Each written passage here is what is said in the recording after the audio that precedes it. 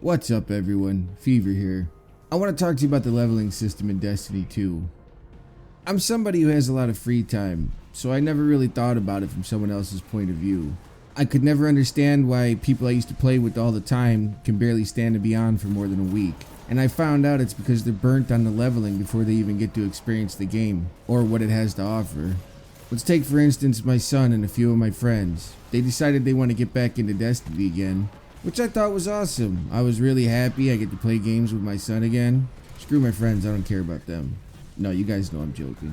But that's when I started noticing this nutty leveling system going on. I think it needs to have some kind of change or make it more user friendly. I don't know, for returning players. And I mean, don't get me wrong. I'm not out here trying to make the game casual again. That shit was rough. But I do want you to think about it from a returning player's point of view.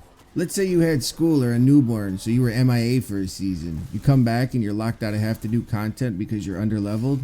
Now you're out here trying to play catch up while your friends are participating in shit you can't do.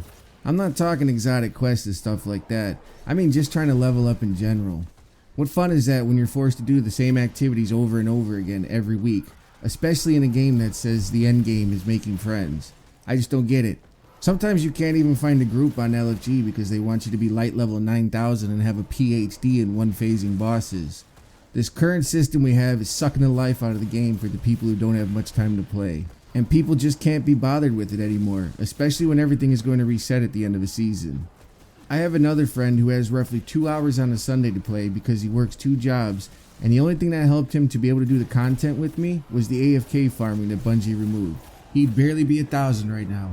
Which means he couldn't do the dungeon, couldn't do 100k Nightfall, where he feels like he's actually helping instead of just being carried, and definitely not get to experience Grandmaster Nightfalls.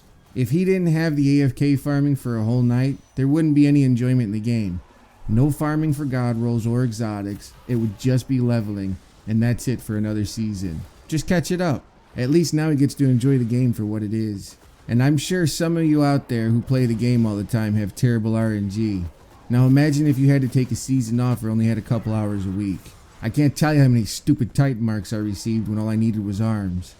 Oh, and don't get me started on the sunset, because now you have to refarm some of the gear because it has a different logo on it. It's hard when all you're doing is leveling up instead. I hate to break it to you folks, but leveling is not endgame. Some of us just want to play the game and not worry about light levels. Besides, do you really notice a huge difference between light level 850 and 1010? I sure as hell didn't. I personally think we need to slow down the leveling system a bit. Maybe only bump the light level up with every expansion, not every season. I was even okay with the Destiny 1 model of leveling up perks and not weapons. Or I'm sorry, leveling up perks on weapons. Maybe less light level, more gun level. Anything besides this current system, I don't care.